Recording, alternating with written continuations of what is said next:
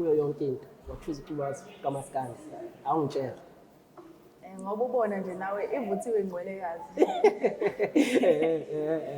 Mina ke ngumuntu okholelwa kakhulu ezintweni zesintu. Ngikhule nje ngikhulela emakhaya kahle kahle. Umculo olalelwayo lapha yawo umculo wesintu umaskandi kakhulukazi. Ngakhula ngaze ngakholelwa kule nto yaphila ngaphakathi kumina ingakho ngathi mase ngingene endimeni ngachuza ukucula wona. And ezinye zeingoma zakho ngiye ngayilalela futhi ngazizwa ukuthi no iyashaya le ntokazi. Ngathi mina kusamele ngihlale nawo phansi njengoba namhlanje ukhona. Mfowethu uma ifika lento ubukela kubani? Ushuni ke ngoculayo baye bethi ufuna ukuyela kwibhova.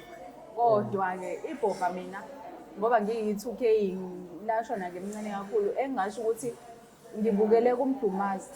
Oh okay. Ngicabanga ukuthi naye ke udlala wona lo weshuni kodwa ke asikho lapho. Ngibukele kuyena ke kodwa. Inibingelele kuphina kuphela kufunye khona umbuso njengamanje babukeli beSelect Africa TV emakhaya. Sawubona sikumukele beSelect Africa TV. Sawubona. Select Africa TV. We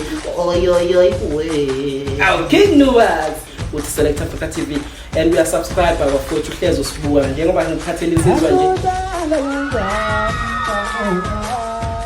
Ngiyangithanda kakhulu babukele emakhaya ngiqhubeke njalo ngibuka amavideo ami. Bukele beSelect Africa TV nginibingelele igama ngikwazi ukuthi obusane ngakamthembu bathele injabulo ihora bafowethu emani ngibona ngiphambi kwenu ngisuke senazi ukuthi ngiphathele izinto ezinhle njengoba namhlanje ngizobe ngihleli nentokazi bathi bayibiza ngoShunikazi. Into engijabulisa kana bafowethu namhlanje ngithathe umuntu wesifazane umaskandi ngathi ake ngisondelane naye sixoxe nje naye sibonisana ngani because into eyenzeka la bafowethu ile yokuthi kumele nabo besekwe abantu besifazane emsebenzini wabo omuhle kodwa ke ake ngilethe intokazi sixoxe naye. Emculweni ngoShunikazi igama lami la ngempela nguNompilo kaMntambo ngokudabuka ke ngwase bergvile engoba isigodi. Babukeli beSelect Africa TV bergvile ngehla njengoba sazi ukuthi ivimbanisile these days uBig Zulu usijava babagqilaza kakhulu. Kusazana uphume bergvile nawe uyacula wena vele wadecide ukuthatha umaskandi uMamntambo. Siyabonga ukuba nawe namhlanje and siyathokoza kakhulu. Kuyisibusiso ke kumina. Uyabonga ukuba nawe umuntu wesifazane nje kumina uyisibusiso. Yes ayizwa lonto. Culo kamaskandi kuyo yonke into wachuza ukuba kamaskandi awungitshela ngoba ubona nje nawe ivuthiwe ingcwelekazi. Mina ke ngumuntu okholelwa kakhulu ezintweni zesintu. Ngikhule nje ngikhulela emakhaya kahle kahle. Umculo olalelwayo lapha yawo umculo wesintu umaskandi kakhulukazi. Ngakhula ngaze ngakholelwa kule nto yaphila ngaphakathi kumina ingakho ngathi mase ngingene endimeni ngachuza ukucula wona. Yo ayivuthiwe bafethu ingcwelekazi ivuthiwe ingcwelekazi futhi ngiyajabula ukuba nawe namhlanje and ezinye zeingoma zakho ngiye ngayilalela futhi ngazizwa ukuthi no iyashaya le ntokazi. Ngathi mina kusamele ngihlale nawo phansi njengoba namhlanje ukhona. Mfowethu uma ifika lento ubukela kubani? Ushuni ke ngoculayo baye bethi ufuna ukuyela kwibhova. Kodwa ke ibhova mina ngoba ngiyi2K lashona ngemncane kakhulu engasho ukuthi ngibukele kumdumazi. Oh okay. Ngicabanga ukuthi naye ke udlala wona lo weshuni kodwa ke asikho lapho. Ngibukele kuyena ke kodwa umdumazi uzande ingane. Mana as umuntu wesifazane mfowethu abantu bakubukela kanjani and iziphi ingqinamba ohlangabezana nazo? Ngoba ngiyazi kumaskandi mfethu ziyakhala kakhulu. I know nawe yazi ziyakhala kakhulu but wena bakubukela kanjani as umuntu wesifazane? Mina ngakusho nje abantu bangibukele kahle kakhulu bangibonisa nje uthando. Angazi ke noma ukuthi abajwayelekile abantu besifazane abacula ngendlela engicula ngayo. Kodwa nje abantu bakhombisa nje uthando nokungamukela kakhulu noma lezi khona ke izinto ezikhona endimeni ezingekho lula bawumuntu wesifazane. Kunzima nje kakhulu. Kunzima. Ngoba manje ezinye zezinto yabona intokazi inhle babukele beSelect Africa TV ipressure yokuthi insizwa zizoyibika kuwena abantu befike beze ngokuthi bafuna ukukusiza kanti umuntu usezohamba ngale athi no. Inkinga le iyona so izona zonke izinto lezo iyona into eyinkinga kakhulu abantu kumaskandi bafike bebona ukuthi okay unekhono. Beze ngokuthi bafuna ukukusiza kuwena emehlweni akho bafika ngokuthi bazokusiza kanti ey'nhlizweni zabo bayazi ukuthi bafuna okungale kwalokho okuyinto esicindezela kakhulu ukuthi abantu besifazane leyo. Akekho umuntu ongathanda ukuthola usizo ngoba-ke futhi sikumaskandi sibheke ukuthi sikwazi ukuqhubekela phambili. Masithola abantu asebengaphambili bethi bayasisiza siyaye sikuthokozele lokho kanti bona iy'nhloso zabo azikho ekusisizeni. Iyasilimaza kakhulu leyo nto leyo. Babukeli be-Select Africa TV nginenkosazana la uMamntambo bafethu bayibiza ngoShunikazi lapha emkhakheni wayo wezomculo lapha kumaskandi. Ntokazi bafethu siyafisa bafethu niyiseke siyazi izinqwele nikhona bafethu wonke amagrupu amaskandi nikhona bafethu niyiseke lentokazi siyafisa ukuthi iphumelele because into eyenzakalayo lento yomculo kubantu besifazane sibona ingathi ishona phansi ngoba ngifuna ukubuya lapho eMamntambo ngoba ngibona ingathi lento yokuthi emaqashwa ubona ngathi labantu besifazane abakubaningi le bantu abasuke beqashiwe mhlawumbe kuniphatha kanjani lena lokho? Angeke ngithi kusiphatha kahle. Angeke futhi ngibablame. Abantu besifazane iningi lethu abantu besifazane sikhona emculweni yebo kodwa umsebenzi wethu asukhuthaleli kanje ngoba abantu besilisa benza. Kodwa-ke bengifisa ukuthi thina esizamayo abanye bethu bayazama ukuthi beyiveze ngendlela abayiveza ngazo noma singathathwa serious kangako. Kodwa ngiyafisa ukuthi ngelinye ilanga abahle bemcimbi bebheke nangakuthini. Balances. Futhi ngiyayizwa bahleli bemcimbi siyangicela bafethu ngiyazi ukuthi isikhathi esiningi ile channel iyabukwa kakhulu.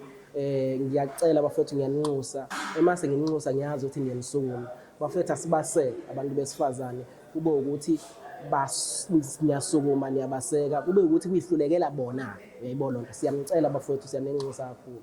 Mamntambo ngiyazi uhamba sihamba ubuye ungicaphunela ingoma ezimbalwa kuze bezokwazi ukuthi ngikhuluma nobani mfowethu luthini inhlelo zakho kulonyaka ye-album mhlawumbe khona uzosinikeza khona or kulezi ingoma esengizwile uyenzile ini album yazo noma wawenze mhlawumbe ama-EP azo? Ngizoqala nje la uShunikazi uthe uma efika emculweni waqala nge-EP beku-2020. Ngathi uma ngicula i-EP abantu ngabona bengamukela befuna okungaphezulu kwalokho. Ngibuye kwathi-ke ngo-2021 ngahlangana nobhuti uBless okwakuwomunye-ke owayengisiza ngaleso sikhathi. Ngakwazi ukuthi ngigcine ngikhipha i-album engingakwazanga ukuthi ngiyifake ey'nkundleni ngasho ngithi ey'tolo za-online. Ayisebenzanga ngaleyo ndlela-ke kwaba ney'nkinga ey'ningi nje zaba khona laphaya engeke ngikwazi ukuyidalula la njengamanje. Kodwa i-album leya abantu bayayithanda iy'ngoma zakhona kodwa ayitholakali online. Uyidlala nje emphakathini uma kuthiwa kunama-event mhlawumbe nanokuthi-ke uma kuwukuthi nginama-interviews njengalaphaya ku-1KZN TV ngafike ngayidlala iy'ngoma abantu bayifuna ngangazi ukuthi bazoyithola kanjani. lawo ngakubona khona Yebo abantu ngangazi ukuthi bazoyithola kanjani. Ngiphatha kabuhlungu-ke leyo nto-ke ngidlule kodwa lapho-ke iy'nkinga kwakuyiy'nkinga zakhona sandlula kuzo-ke. Ngonyaka ondlule abantu bebebuza-ke ngoba ngicabanga ukuthi babona loya msebenzi ngoba wawungatholakali kalula. Base bebe nemibuzo ukuthi hawu Shunikazi wafike wakhipha i-EP wase uthula. Ngase ngiba nalokho ukuthi no ngoba abantu bayakhombisa ukuthi bayangithanda ake ngingene e-studio ngibenzele noma ingoma eyodwa nje ukubatshengisa ukuthi no ngisakhona kuwo ukuthi nginey'nkinga. Ngangena e-studio-ke ngayikhipha i-single track esebenze kahle kakhulu leya single track abantu bayayithanda namanje nje ngikhiphe ngonyaka ondlule kodwa namanje isasebenza. Ubona umehluko iyenze nje umehluko omkhulu.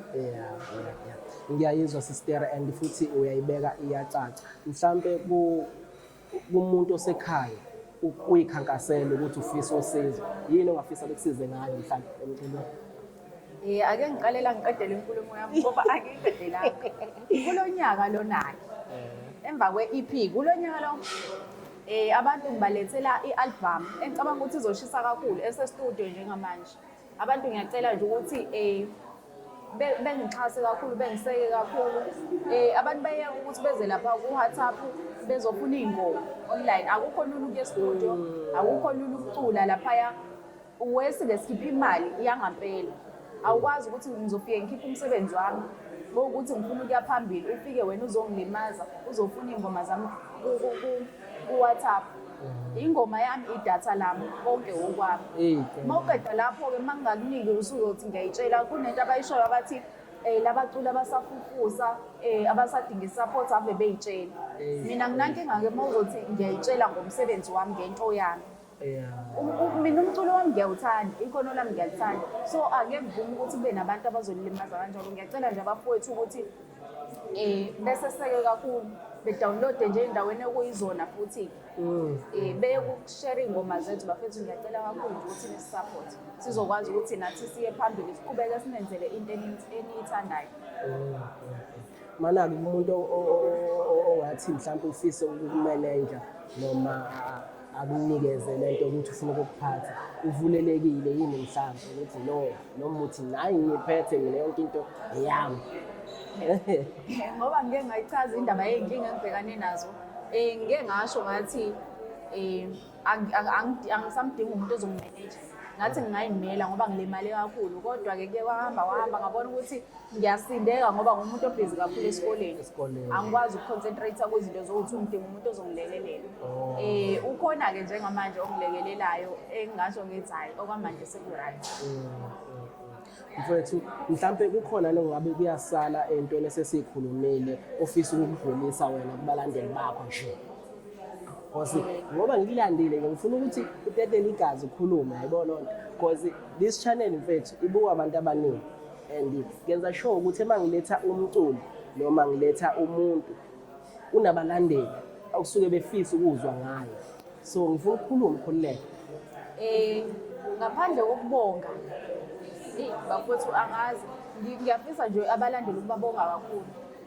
Ngoba ngumuntu ekuyena namhlanje angisho ukuthi sengihambe ngafikaphi kodwa la sengifike khona kungenxa yothando lwami. Ngiyaqashwa kweminye imicimbi esikwazi ukuthi ngikhokhele ngenxa yabo kube bebengekho bengangibonisi support. Mhlambe ngaba ngiqashwa namhlanje ngaba ngaziwa ndawo kodwa ngothando lwabo ngila ngikhona kwenzeka lezi zinto ezenzekayo namhlanje ngenxa yabo. Ngiyanxusa-ke futhi ukuthi bengisapothe kakhulu bengakhathali ukunginika uthando noma kuthiwa ziyenzeka izinto ezenzekayo behlezi bekhona eduze kwami ngaso sonke isikhathi. Ukuthi lo msebenzi i-album le ngibathembisa yona njengamanje ngiyathembisa ukuthi ngeke ngize ngibaphoxe. Ngiyacela nje ukuthi bengisapothe kakhulu nakuyona. Ngoba ukazi ubaphoxe vele. Angazi ngibaphoxe. Awungipha nje A1. Ngizodonsa yona ingoma ngizothini ingoma kazwelo. Awungiphe mfethu awungiphe. Ngizobhalela khumbule ekhaya ngihlulwa inkumbulo ngifunisela isithandwa sami sikhumbule ngizothi diye andile lapho wakhumbula ekhaya sisi ngifunisela isithandwa sami sikhumbule wahambe yofuna amatoho ngamulinda azange aphinda abuye ngimukhumbule womani ngibone lulaphi mani ngibone lulaphi womani ngibonela yena anomtshela kokuya mani ngibone ludali mina ngibone ludali womani ngibonela yena nomtshela kokuya. Wezinkabi Africa TV le ntokazi ngayibona kwezinye zey'ndawo idlala le ngoma ngathi mina no ngifuna ukuhlala nayo izongiculela live ngihleli nayo njengoba namhlanje ngiculela sisi wami. Ngiyabonga kakhulu kuba nawe namhlanje. Ngicela ungiphinge ukatha zakho ukuze abantu bezokulandela Facebook, WhatsApp, inamba zakho ungaze noma uyayitetela inamba. Ningasheli bafethu ingane iyayizamela bafethu ngiyanicela ningamsheli. Facebook bakuxhuma kanjani? Lapha ku-Facebook ngicela abantu bengifollowe epagini elibhala ukuthi ezikashunikazi isinanqa. Bengifollowe nalapha ku-TikTok nakhona ushunikazi isinanqa. Bese-ke ngizoshiya inamba yami ya-WhatsApp la. Kodwa-ke ngiyacela abafowethu ukuthi abantu bengangihluphi. Ungangi-WhatsApp ingenasidingo, ungangifoneli ingenasidingo. Angishelwa-ke mina bafethu angishelisi. Umuntu angifonele uma kunesidingo mhlawumbe umuntu ufuna ukunqoma umsebenzi noma ufuna ukwazi ukuthi utholakala kanjani umsebenzi. Ngiyatholakala enambeni ethi 076 6989 385. Ngizoyiphinda futhi 076 6989 385. Angishelise njalo. Hayi no shelisa bafethu, ayishelisa intokazi bafethu, bengimemile namhlanje nginayo, sijabulile nkosazana, siyathoba kakhulu kuba nawe. Awungibuzisekile namhlanje. Ubuka nje bafethu ngimohle kanjani. Isizwe yangithelela ngobuhle. Select Africa TV uyasilandela ku Facebook, YouTube channel bafethu uyasubscribe, siyabuncusa bafethu ukuthi subscribe bafethu ukuthi uzokwazi ukusibona yonke into esiyenzayo sikulethele. Kulula ke bafethu uyasubscribe nje ukuthi Select Africa TV. Enye yezinto bafethu ayicharge imali ukusubscribe bafethu. Sizoyenzelani, senzela ukuthi wena uma sifaka izinto esizenzile, umsebenzi esiwenzile, ukwazi ukureporta kwena ukuthi okay Select Africa TV khona esikwenzile nakho kuhle. Select Africa TV siyanthanda bafethu. Salute.